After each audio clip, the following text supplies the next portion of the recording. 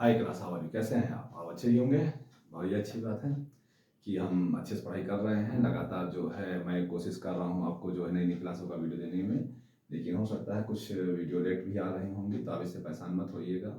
जो होता है अच्छे के लिए होता है, कहीं कोई समस्या हो जाती है, लेकिन हम जो है निरंतर अपने उद्देश्य की पूर्ति के लिए कार्य करते रहेंगे। ठीक है, चलिए आज का टॉपिक शुरू कर। जैसा कि आपको बताया गया था कि हम जो है अगली क्लास में जो है असर्टिव सेंटेंस के बारे में चर्चा करेंगे। तो हम आज का टॉपिक जो क्या है हमारा, आज का टॉपिक टाइप्स ऑफ सेंटेंस में ही है असर्टिव सेंटेंस। चलिए आज समझते हैं असर्टिव सेंटेंस क्या होता है। तो मेरे टाइप्स ऑफ सेंटेंस में तो हम पर्पस की बात कर रहे थे। तो पर्पस में हमारा जो है टाइप्स क्या है, असर्टिव सेंटेंस। अब असर्टिव सेंटेंस का मतलब क्या होता है? असर्टिव सेंटेंस मतलब होता है साधारण वाक्य। अब असर्टिव सेंटेंस को एक नाम और बताया जाता है, क्या? Declarative sentence. मैंने आपको बताया भी था, क्या बताया था? डिक्लेरेटिव या असर्टिव सेंटेंस। ठीक, तो क्या हो जाएगा? डिक्लेरेटिव या असर्टिव सेंटेंस। क्या होता है इसके बाद? एक ऐसा वाक्य, एक ऐसा वाक्य जिससे किसी घटना के घटना विषय ना, इस विषय के बारे में, घटना विषय के घटित होने या न होने की सूचना मिलती है, की सूचना मिलती है, उसे असर्टिव सेंटेंस, असर्टिव सेंटेंस कहा जाता है, कहा जाता है। उसे क्या कहा जाता है? असर्टिव सेंटेंस कहा जाता है। असर्टिव सेंटेंस, असर्टिव सेंटेंस दो प्रकार का होता है। पहला affirmative sentence,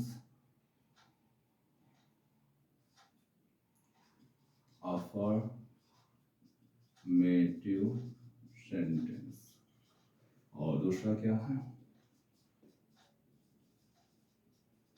negative sentence. Affirmative sentence को सकारात्मक वाक्य भी कहा जाता है। कैसा वाक्य? सकारात्मक वाक्य। और नेगेटिव सेंटेंस को क्या कहा जाता है? नकारात्मक वाक्य। अब ये सकारात्मक नकारात्मक क्या होता है इसको समझते हैं ना। सकारात्मक का मतलब ये होता है साकार रूप, यानी कि है, उसका अस्तित्व है, यानी कि कार्य होने की सूचना मिलेगी, ना कि ना होने की। ठीक है। नकारात्मक क्या होता है? नकारात्मक मतलब नकार देना, यानी किसी कार्य को नकार देना है, किसी के अस्तित्व के बारे में नकार देना, वो क्या कहलाता है? नकारात्मक वाक्य रहेगा। तो फिर समझते हैं क्या है। एक ऐसा वाक्य जिससे किसी घटना विषय के घटित होने या न होने की सूचना मिलती है, उसे असर्टिव सेंटेंस कहा जाता है। असर्टिव सेंटेंस दो प्रकार का होता है, अफर्मेटिव और निगेटिव। अफर्मेटिव क्या होता है? सकारात्मक। निगेटिव क्या होता है? नकारात्मक। अब हम समझते हैं वो कैसी सूचना है जो मिलती है। चलिए एग्जाम्पल तो समझने की कोशिश करते हैं।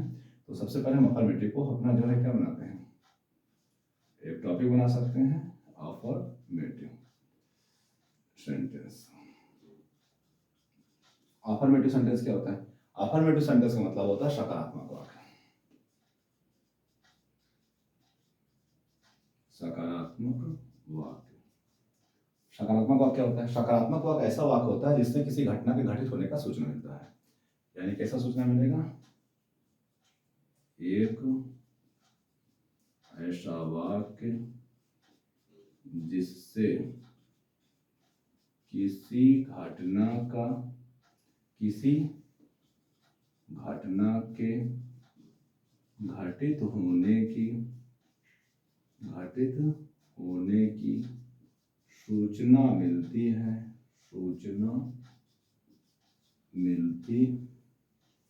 सूचना मिलती है अफर्मेटिव सेंटेंस कहलाता है, अफर्मेटिव सेंटेंस कहलाता है। तो कैसा सेंटेंस कहलाएगा? अफर्मेटिव सेंटेंस कहलाता है। जैसे यानी कि एग्जाम्पल की बात करते हैं। एग्जाम्पल माने क्या होता है? उदाहरण की बात करें, जैसे राम अपना पाठ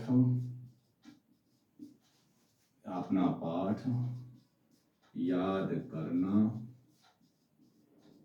पसंद करता है। तो क्या वाक्य है मेरे पास? राम अपना पाठ याद करना पसंद करता है। तो मैं इसको किस प्रकार समझूं?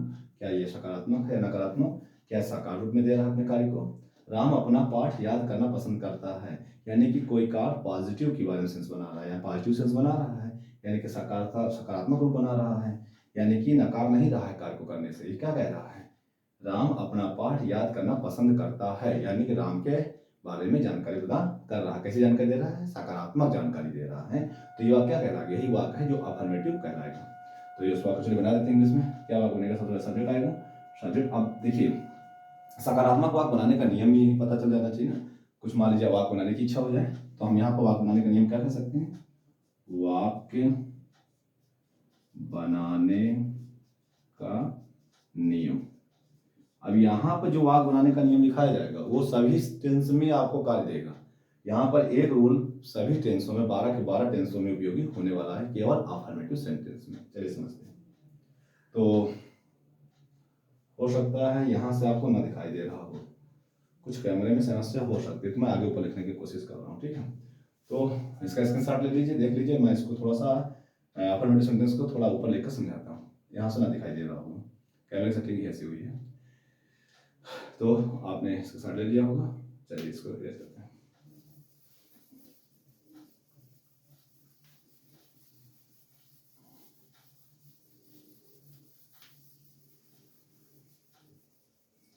चलिए, तो मेरा वाक्य क्या है? तो वाक्य है राम अपना पाठ याद करना पसंद करता, वाक्य बनाने का। तो एग्जाम्पल क्या है? एग्जाम्पल है राम अपना पाठ याद करना पसंद करता है। तो वाक्य कैसे बनेगा? तो वाक्य बनाने के लिए सबसे पहले हमें वाक्य का नियम बनाना चाहिए। तो वाक्य बनाने का नियम। चलिए, वाक्य बनाने का नियम क्या हो जाएगा सेंटेंस का? सबसे पहले आपको एक सब्जेक्ट चाहिए। यहाँ पर लिखने वाले हैं सब्जेक्ट। सब्जेक्ट को इंग्लिश में हिंदी में क्या कहते हैं? कर्ता, प्लस एक हेल्पिंग वर्ब चाहिए जिसे क्या कहते हैं? सहायक क्रिया। और प्लस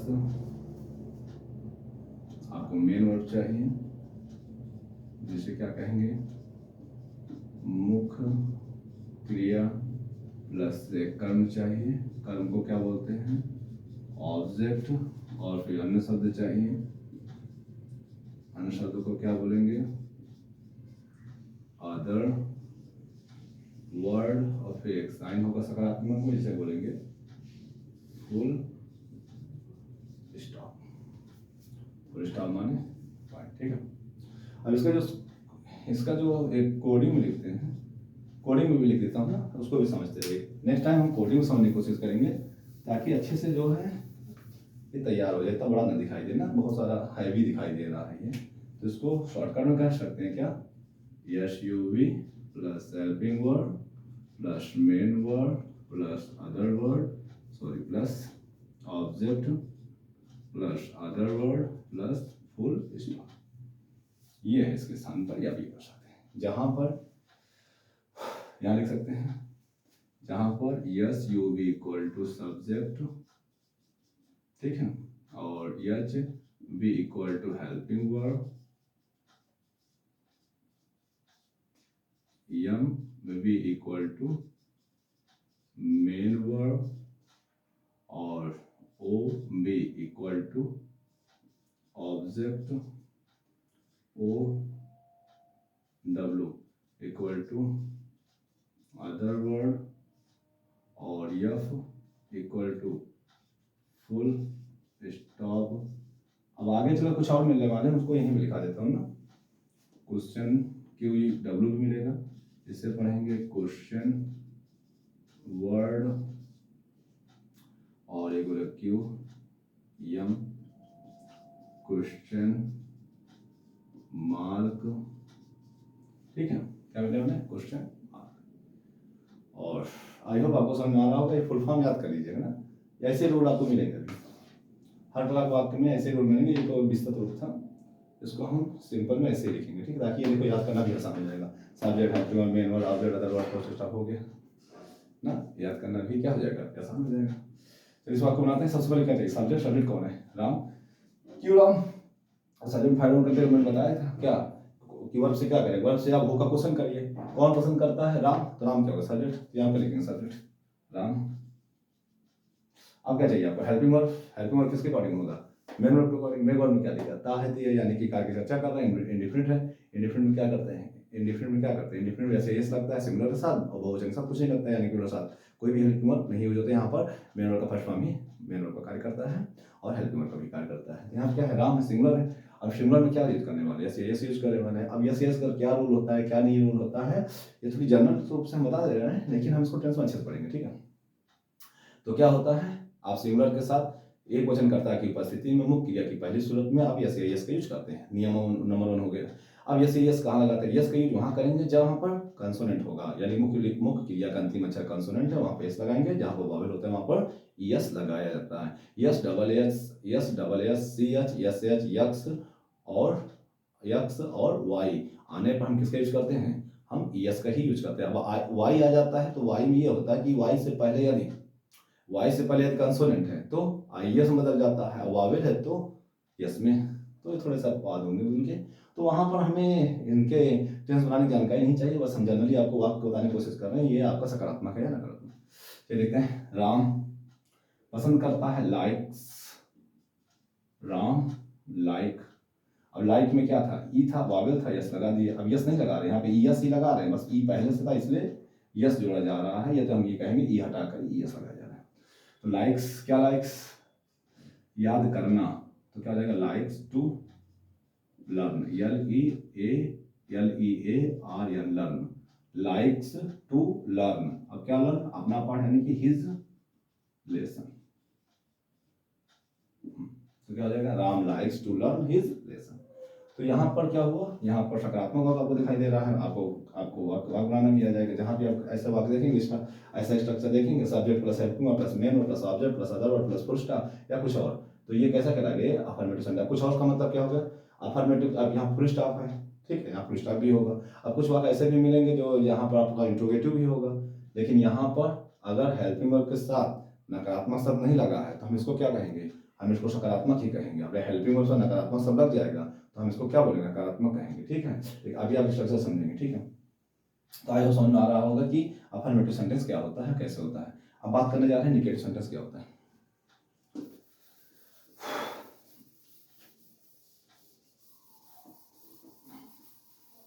नेगेटिव सेंटेंस क्या होता है?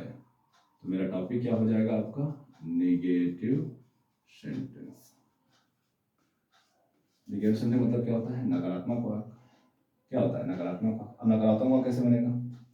नकारात्मक वाक्य मतलब क्या होता है? एक ऐसा वाक्य जिसमें किसी घटना के घटित न होने की सूचना मिले, घटित न होने की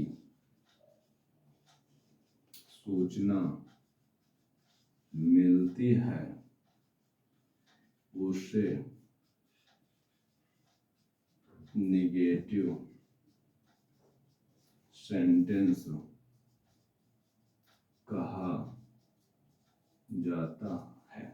ठीक है, तो एग्जाम्पल देखते हैं। एग्जाम्पल में क्या हो जाएगा, रोहन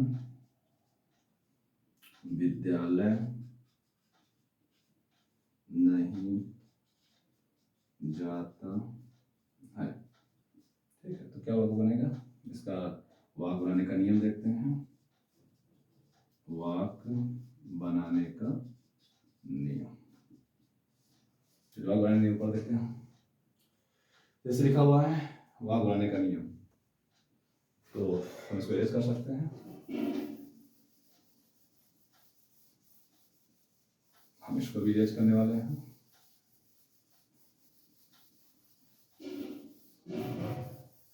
तो मेरे पास एग्जाम्पल क्या है, रोहन विद्यालय नहीं जाता है। तो एग्जाम्पल क्या है आपके पास, रोहन विद्यालय नहीं जाता है। तो वाक्य बनाने का नियम क्या हो जाएगा, वाक्य बनाने का नियम क्या हो जाएगा, रूल बनाने का नियम, rule of the making sentence. Rule of making sentence क्या हो जाएगा, सबसे पहले क्या चाहिए, सब्जेक्ट, फिर हेल्पिंग वर्ब, फिर इसको रख सकते हैं helping verb plus not plus main verb plus object plus other word plus full stop. तो आप इसको ओ भी लिखिए, हैवी डालिए, और इसको ओ ए डब्ल्यू लिखिए। ठीक है, तो देखिए सब्जेक्ट क्या है यहाँ पर, रोहन है, तो क्या हो जाएगा रोहन। अब क्या चाहिए, हेल्पिंग वर्ब। हेल्पिंग वर्ब क्या लगती है, प्रेजेंट इंडिफरेंट टेंस में जब आकार की चर्चा प्रेजेंट टेंस में होती है तो वहाँ पर हम डू नॉट डज नॉट का यूज करते हैं। ठीक है, तो यहाँ पर सिंगुलर साथ क्या लगा रहे हैं, डज नॉट, और प्लूरल साथ क्या लगाते हैं, डू नॉट। जनरल देता जाऊंगा ताकि समस्या ना रहे। तो यहाँ पर क्या लगेगा, डू नॉट, डू क्या लगेगा, हेल्पिंग और नॉट इसके साथ रहेगा। तो क्या हेल्पिंग लगने वाला है, डू। तो यहाँ क्या लगेगा, डू या डज। तो डू सिंगुलर है, क्या लगेंगे, डज, और डज साथ क्या लगेगा, नॉट। तो क्या हो जाएगा, डज नॉट, क्या लगाएंगे, डज नॉट। तो रोहन डज नॉट, क्या डज नॉट, डज नॉट गो। क्यों गो कर रहा है, क्योंकि मेन वर्ब कर रहा है, यहाँ मेन वर्ब हो गया। गो, कहाँ गो, टू स्कूल, टू स्कूल। और पहले से बता रहा हूँ कि टू का यूज एक स्थान के लिए करते हैं। तो Rohan does not go to school. अब बात करते हैं स्थान के लिए क्यों करते हैं। ये कह सकते हैं भाई स्थान के लिए क्यों करते हैं टू का यूज। भाई कारण ये होता है कि जैसे मान लीजिए यहाँ पर कानपुर है और यहाँ पर मैं, अब मैं कहाँ जा रहा हूँ, मैं कानपुर जा रहा हूँ, तो मैं क्या कहूँगा कि मैं कानपुर तक जा रहा हूँ। मैं यही तो कहूँगा, मैं कानपुर तक जा रहा हूँ। तो यहाँ से यहाँ तक जब हम जाते हैं तो हम यहाँ पर किसका यूज करते हैं, तक का, यानी किसी तक आप जा रहे हो तो वहाँ क्या यूज करने वाले हैं, टू का यूज करना चाहिए, क्योंकि टू का मतलब तक का यूज होता है। टू का मतलब क्या होता है, तक। तो आप कानपुर तक जा रहे हैं तो आप टू का यूज करने वाले हैं। आप इलाहाबाद से जा रहे हैं तो से मतलब फ्रॉम। सेंस के अकॉर्डिंग और प्रीपोजिशन सेंस और अर्थ दोनों के अकॉर्डिंग यूज किया जाता है, केवल सेंस के अकॉर्डिंग या केवल अर्थ के अकॉर्डिंग यूज नहीं किया जाता है। चलिए देखते हैं, दोनों बातें होनी चाहिए, सेंस भी होना चाहिए और सेंस भी होना चाहिए और वर्ड भी होना चाहिए जो इसके बारे में बता रहे हैं। जैसे मैं कुएं में कूदा, बोलूँ मैं कुएं में कूदा, तो मैं कुएं में कूदा का मतलब क्या है, अब मैं कहूँ मैं कमरे में हूँ, दोनों में ही तो है। यदि मैं कहूँ मैं कमरे में हूँ, दूसरा क्या क्या, मैं कुआं में कूदा। एक में क्या कह रहा है, मैं कुआं में कूदा, दोनों में है, यहाँ पर भी में है और यहाँ पर भी में है। अब हम यहाँ पर कैसे समझेंगे कि हमें कौन सा प्रीपोजिशन लगाना है। अब हम आपको बता दें में इन होता है, देखिए यहाँ पर अर्थ में समस्या हो रही है ना, अर्थ में समस्या हो रही है, नहीं हो रही है, ठीक है। अब जैसे हम कह दें एट माने क्या होता है, पर, एट माने क्या होता है, पर। तो अब पर जहां पर मिले आप कर सकते हैं, जैसे मैं कहूँ मैं छत पर हूँ, अब देखिए छत पर कह रहे हैं ना, अब छत पर कर रहे हैं तो पर वहां पर भी आ रहा है, छत पर। अब पर यहाँ पर भी है, मैं मेज पर हूँ, यहाँ पे है मैं दरवाजे पर हूँ, दरवाजे पर हूँ। यहाँ छत पर है, यहाँ मेज पर है, यहाँ दरवाजे पर है। अब यहाँ पर सबका सेशन अलग अलग है।